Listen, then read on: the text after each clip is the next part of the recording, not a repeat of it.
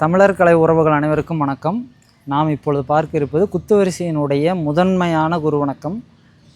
இந்த வணக்கத்தை செய்கிறேன் பாருங்கள்.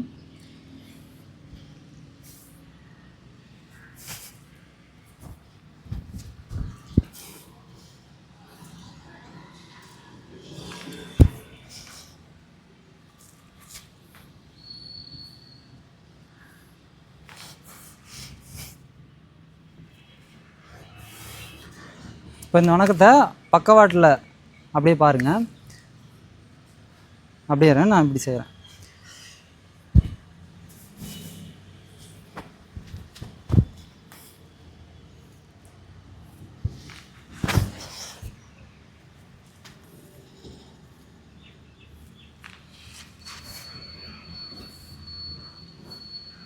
இப்போ இந்த வணக்கத்தை எப்படி செய்யலாம் அப்படிங்கிறத பார்க்கலாம். இந்த வணக்கம் செய்யும் பொழுது கவனிக்க வேண்டிய விஷயங்கள்: முதல்ல மேற்கு நோக்கி நிற்கணும்.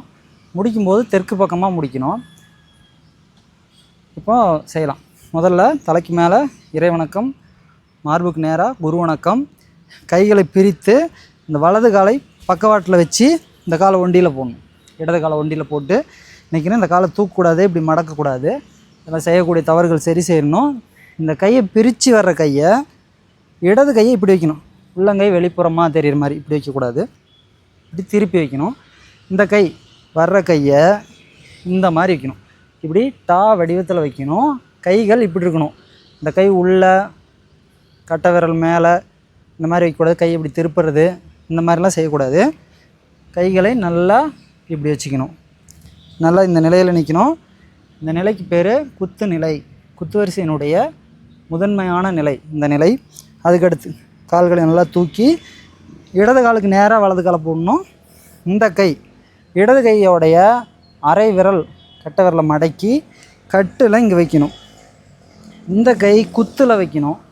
அதுக்கடுத்தது துள்ளி போகணும். ஒரு முறை நல்லா துள்ளி வந்து கால்களை வைத்து கால்களை இப்படி மடக்கி போடணும். இந்த மாதிரி முட்டி போடக்கூடாது. இப்படி கால்களை இந்த மாதிரி தரையில் முழுதும் படிகிற மாதிரி போட்டுக்கணும். இந்த முட்டி நேராக இருக்கணும். இப்படி கீழே இப்படி போடக்கூடாது. இதெல்லாம் செய்யக்கூடிய தவறுகள் சரி செஞ்சுக்கணும். நல்லா முட்டி நேராக இருக்கணும். இடுப்பு பகுதிக்கு மேலே உடல் நேராக இருக்கணும். இப்படி குனிஞ்சு இப்படி வணக்க வைக்கக்கூடாது. இதெல்லாம் செய்யக்கூடாது. இடுப்பு பகுதிக்கு மேலே உடல் நல்லா நேராக பார்த்த மாதிரி இருக்கணும். கைகளை தொட்டு பூமியை தொட்டு வணங்கணும். 3 முறை வணக்கம் செய்யணும். அப்படியே வணக்க நிலையோடு எந்திரிச்சு திரும்ப இந்த பக்கம் இந்த கை குத்தில் வந்துடும். இந்த கை உள்கட்டு செய்யணும். இப்படி செஞ்சால் வெளிக்கட்டு, இது உள்கட்டு. உள்கட்டில் செஞ்சு இப்படி திரும்பணும். திரும்பும் பொழுது இந்த கையை மாற்றணும். கையை இப்படி மாற்றும் போது இந்த குத்தில் இருக்கிற கை கட்டுக்கும் இந்த கட்டில் இருக்கிற கை குத்துக்கும் வந்துடணும். இப்படி வரணும். இப்படி வந்து இந்த கை கட்டுக்கு வந்துடணும். நேராக முன்னாடி பார்க்கணும். கட்டுக்கு இந்த மாதிரி நிற்கணும். நல்லா கட்டு நிலையில் இப்படி நிற்கணும்.